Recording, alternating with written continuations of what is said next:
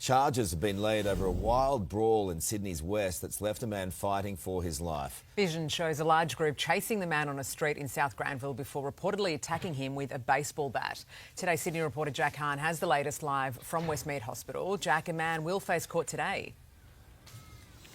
Yeah, that is correct. Sarah Carl, good morning to you both. A 29-year-old man will appear in Parramatta Local Court later this morning, charged with 2 offences: a fray and for having a knife in a public place. This brawl breaking out at about 5:40 on Burns Street in South Granville. Vision just into us showing the moments leading up to the brawl. You can see a large group of people chasing down a man. Police estimate that up to 40 people were involved in the brawl, bringing along all sorts of items, including baseball bats, machetes and even knives. By the time that officers arrived on the scene, a lot of people already started to begin dispersing on their own, running away on foot and leaving in cars. A 28-year-old man, though, he was left behind with very serious injuries. He was rushed here to Westmead Hospital in a critical condition, and this morning, Sarah, he remains here fighting for life. Jack, thank you. A former cage fighter has confronted an allegedly armed teenager during a robbery in Queensland. Live to Today Queensland reporter Andrea Crothers. Andrea, talk about timing. Yeah, absolutely. The vision captures the moment this 13-year-old boy allegedly attempts to do a snatch and grab at a business in Bowie Desert, that's a town south of Brisbane, when he was confronted, but not just by anyone. It was a cage fighter, now martial arts instructor Harley Osgood. The 38-year-old had actually been next door waiting for a haircut when he stepped in. That teen, he's accused of producing a replica gun and a butter knife. Harley, though, he's cool as a cucumber as he approaches that teen. I don't consider myself brave in any way, but when something needs to be taken care of, I guess that I've got the skill set to do so. I don't believe it should be a punishment that would ruin the rest of his life, but there needs to be consequences for these kinds of actions. The teen, he allegedly ran off, picked up by cops at Hungry Jack's a short time later. He remains in custody this morning. No charges have been laid. Jane. Andrea, thank you. Now to a Today weather alert, where new warnings are in place for Queensland this morning, with more thunderstorms and heavy rainfall forecast across the region. A trough threatening communities from Mount Isa to Townsville is expected to last until Wednesday. Many of those communities are trying to clean up and rebuild after more than 1,000 millimetres of rain thrashed Townsville in just the first week of this month. A young girl has died in Sydney's west after she was pulled from a backyard pool yesterday afternoon. The 9-year-old was treated at the scene in Adenza Park around 4:30 p.m. before she was rushed to hospital, where she later died. An investigation into the circumstances is now underway. A man is expected to be charged this morning after allegedly shooting another man with a homemade shotgun on the Gold Coast. The 57-year-old man spent close to 3 full days on the run before he was found hiding in a shed in the Tallabudgera Valley yesterday and arrested. 4 people accused of murdering Perth teenager Cassius Turvey will go on trial this morning. The schoolboy was only 15 when he was killed, allegedly by 4 adults, while walking home. Prosecutors will rely on a range of evidence over the next 10 weeks, including CCTV, police interviews and medical experts for this judge-alone trial. 3 men remain on the run after a violent home invasion on Victoria's Mornington Peninsula, accused of threatening 2 women while armed with a knife and a machete. The trio broke into the home on Saturday morning while the women were sleeping. They spoke exclusively to 9 News of that terrifying encounter. They brought the knife up towards me and was like shoving it in my face, screaming at us, where are the keys, where are the keys? To fear for your life, I suppose, and be put in that kind of situation is something you never wish on anyone. They stole 2 sets of keys, AirPods, a smartwatch and shoes before running away. Police say the men are of African appearance, aged in their late teens or early 20s. A Sydney woman is being remembered as a devoted wife and a loving mother after she was killed during a lightning strike. Rosanna Hashim was sitting on her porch with a friend when lightning hit a tree nearby, the explosion turning splinters into projectiles. Friends paying tribute to the mother of 4.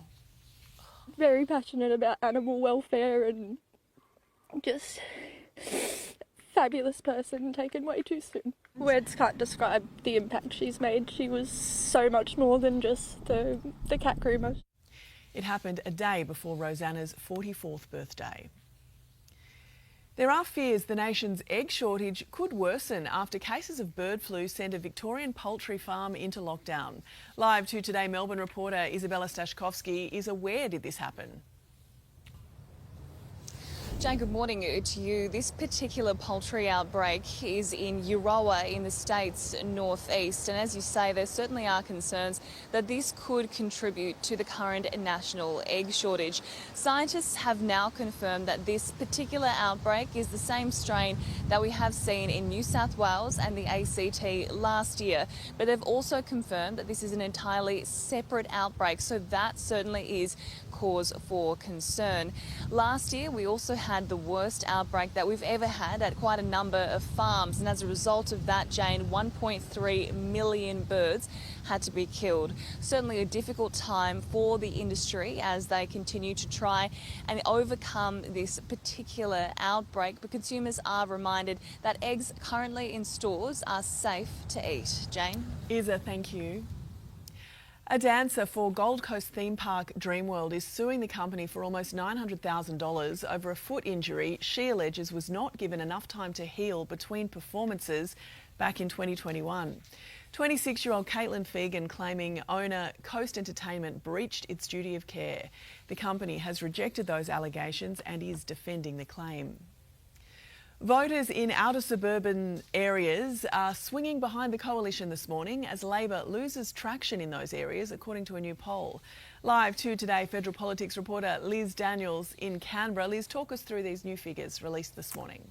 Yeah, Jane, these are the suburbs where the cost of living crisis is really biting, and concerns over crime could also be playing a role here. The numbers are from Redbridge this morning, showing that Labor is suffering in outer areas. Its primary vote dropping 5 points in just 3 months over summer. It now sits on 27% in the outer suburbs. The coalition gained 6 points in the primary vote on a two-party preferred basis in those areas. That's translating to a 55 to 45% coalition lead. But in the inner suburbs, though, the result is almost exactly the opposite. Labor ahead 54 to 46%. So that's an exact mirror. Overall, the polls are still pointing to the likelihood of a Labor minority government being delivered at the next election, with a 51.5 to 48.5 two-party preferred result. This tight contest will be on the minds of MPs as they return to Parliament this week for what could be the last week they sit before Australians vote. Jane,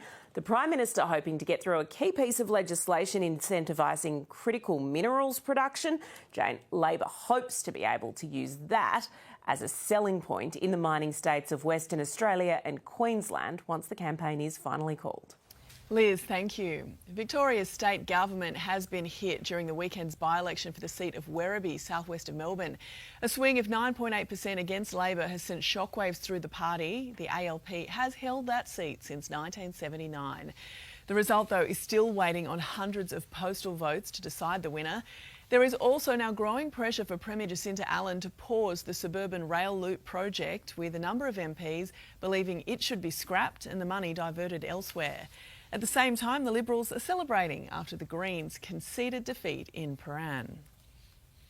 Tony Abbott is blasting Northern Beaches Council, labelling it undemocratic over a proposed rate hike that could see annual costs for households and businesses skyrocket.